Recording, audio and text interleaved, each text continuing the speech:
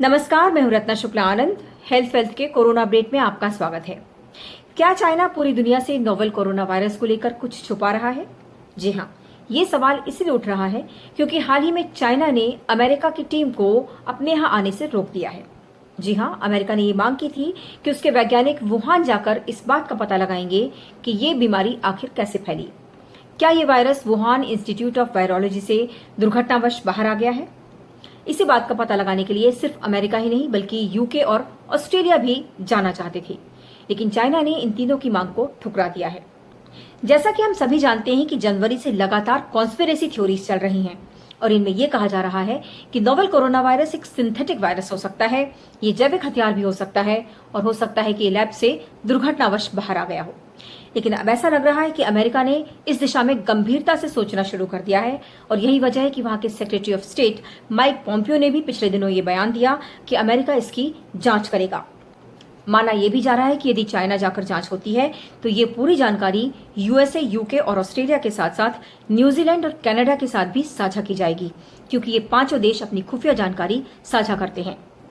China ने इन देशों की मांग को ठुकराते हुए कहा कि वो एक पीड़ित देश है और उस पर यह आरोप न लगे कि वो वायरस को फैला रहा है। और चाइना का साथ यहाँ पर रूस के राष्ट्रपति व्लादिमीर पुतिन दे रहे हैं। पुतिन ने कहा कि चाइना पर इस तरह के आरोप लगाना अमान्य है।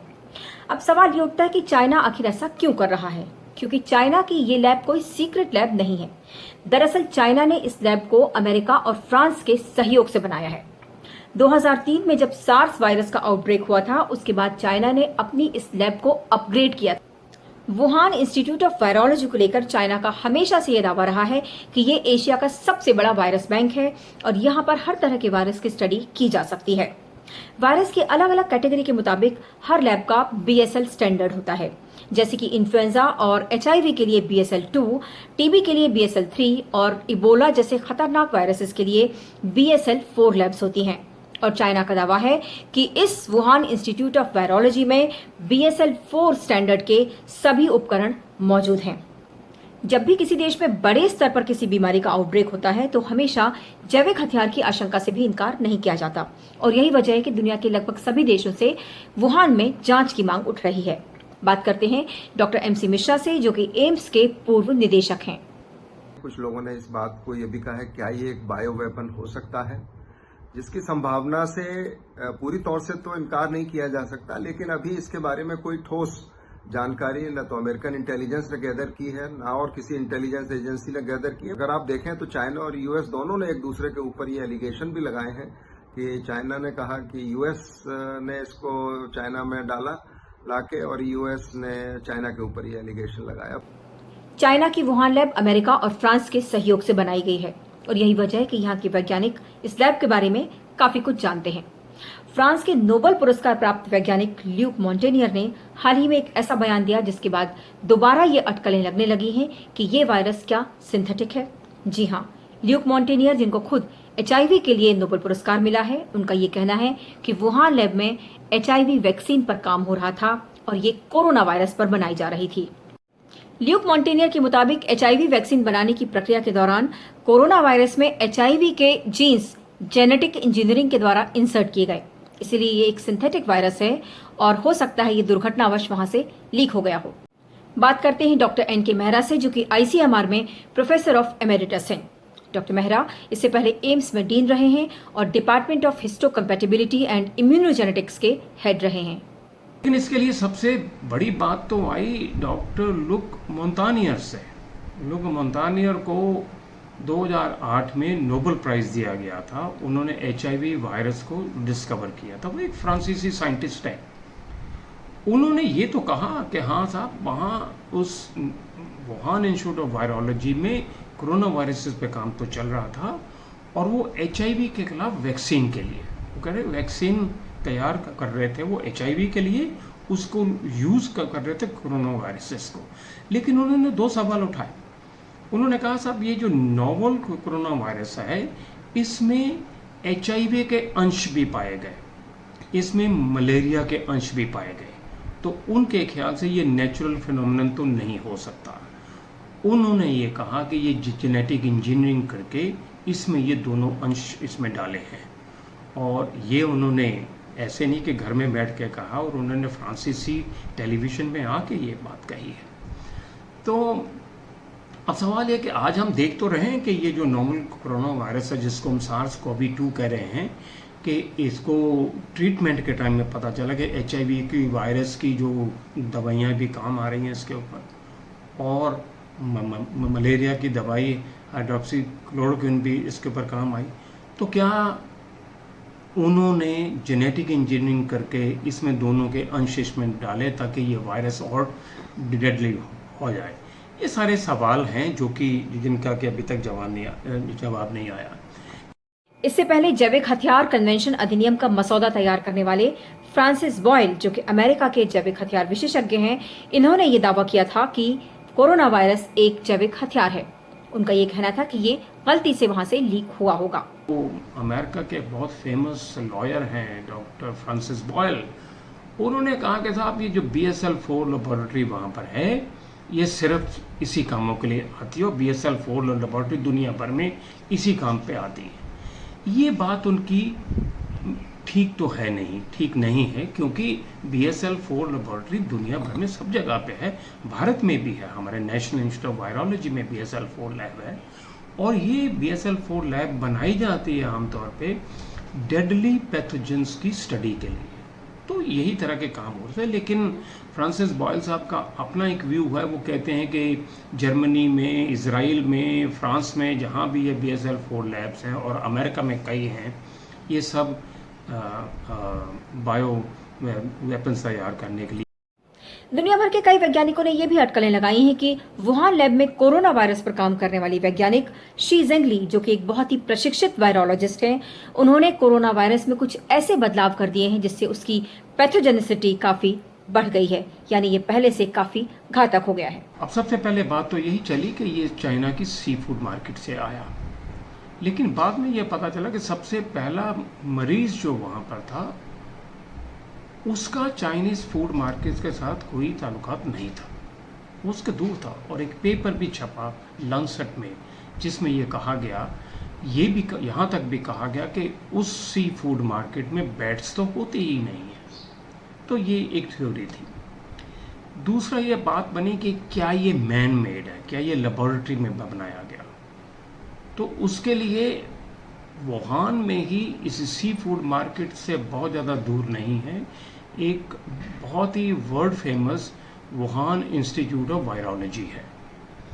उस लेबोरेटरी में काफ़ी सालों से कोरोना वायरसेस पे काम चलता है।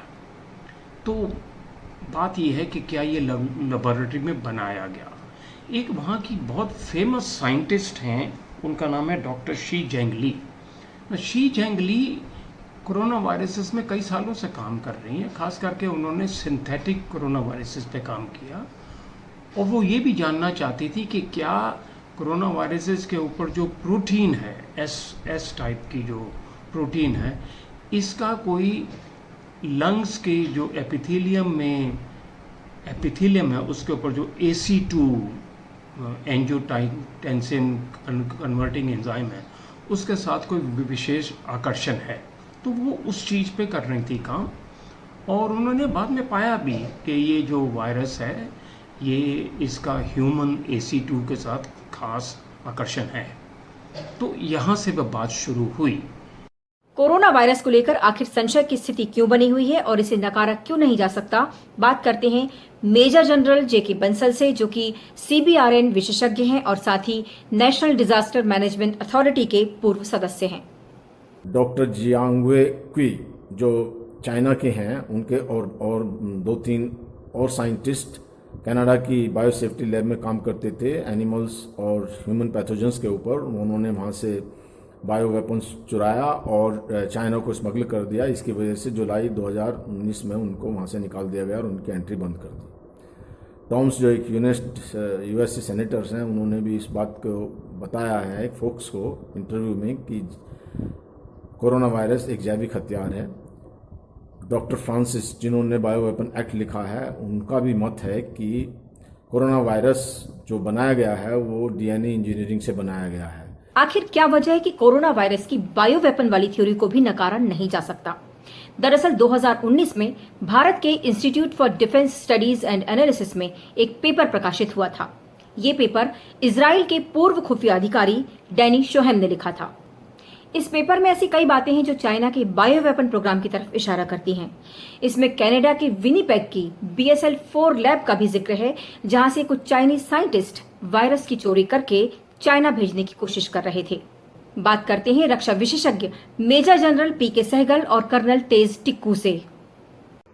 मुझे किसी प्रकार का कोई शक नहीं कि कोरोना वायरस एक बायो वेपन है। इसको बड़ी चतुराई से चाइना ने कनाडा से स्मगल किया और उसके बाद ये वुहान में जो उनकी टॉप सीक्रेट लेबोरेटरी है वहाँ से लीक हुआ।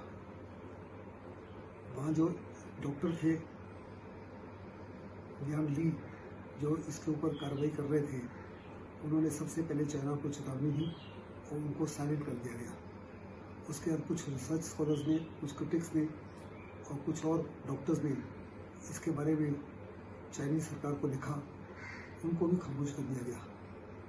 और चाइना ने बड़े पैमाने पर तमाम कोशिश की कि इसके बारे में दुनिया को कुछ ना बताया जाए और WHO ने भी चाइना की मदद की। तकरीबन 2 महीने तक दुनिया से छुपाया गया। देखिए, ये कनाडा का जो इसमें एंगल आया है और IDSA ने एक पेपर पब्लिश किया है, वो चाइनीज़ डॉक्टर जियांग वेकू की तरफ से पेपर पब्लिश हुआ है। उसमें काफ़ी सारी बातों का वर्णन किया हुआ है, जिसमें ये बिल्कुल क्लियरली एस्टैब्लिश होता है कि अपने बायोलॉजिकल वेपन प्रोग्राम को आगे बढ़ाने के लिए चाइना कहाँ कहाँ से किस किस लेबॉर्ट्री से मदद ले रहा है और सीक्रेटली मदद ले रहा है। तो पहले भी ये अटकलें लगाई जाती थी कि ये कोविड वायरस जो है शायद बायोलॉजिकल वेपन को डेवलप करने के लिए वो Chinese Wuhan institute of virology में कुछ गड़बड़ हुई करते करते और फिर पूरी दुनिया उससे संक्रमित हो गई। और ये जो आर्टिकल पब्लिश हुआ है और ये चाइनीज़ ने ही पब्लिश किया हुआ है, एक बहुत ज्ञानी और रिनाउंड डॉक्टर हैं, और उन्होंने पूरी इसकी कुछ का पूरा वर्णन किया हुआ है, पूरे लिंक्स जोड़ कर दे दिए हैं कि चाइना किस प्रकार से कहाँ से अपनी सीक्रेट इन्फॉर्मेशन गैदर करके दुनिया की कई लेबॉर्ट्री से और फिर उसको अपनी लेबॉर्ट्रीज में जाकर टेस्ट करता है। विशेषज्ञों का मानना है कि कॉन्स्पिरेसी थ्योरीज बेबुनियाद नहीं हो सकती, क्योंकि चाइना का शुरू से लेकर अब तक जो रवैया है वही उसको शक के दायरे में खड़ा करता है। शुरुआत में जब ये वायरस फैला तब भी चाइना ने P4 लैब के सभी वैज्ञानिकों को कोई भी इंफॉर्मेशन बाहर देने से मना कर दिया था। यहाँ तक कि जो वायरस की सीक्वेंसिंग है उसको भी बाहर जाने से मना कर दिया था, यानी उससे संबंधित कोई भी डेटा या कोई भी जानकारी बाहर देने से मना कर दिया था। आज जबकि चाइना ये कह रहा है कि वुहान में सब कुछ अब कंट्रोल में है, तो आखिर ऐसा क्या है कि वो US की टीम को वहां जाने से रोक रहा है। कहा यह भी जा रहा है कि US, UK, कनाडा, ऑस्ट्रेलिया और न्यूजीलैंड की 5 आइज को कुछ न कुछ जरूर ऐसा पता लगा है जिसकी वजह से ये लोग वहां जाकर जांच करना चाह रहे हैं। फिलहाल इन सभी अटकलों से परे दुनिया भर के वैज्ञानिकों की कोशिश ये है कि इस वायरस के लिए जल्द से जल्द वैक्सीन तैयार की जाए और दवा बनाई जाए। उम्मीद है आपको आज का ये वीडियो पसंद आया होगा। आप मेरे वीडियो को लाइक कीजिए, शेयर कीजिए और मेरे चैनल को सब्सक्राइब कीजिए। हेल्थ वेल्थ के अगले वीडियो में आपसे फिर मुलाकात होगी। तब तक के लिए नमस्कार।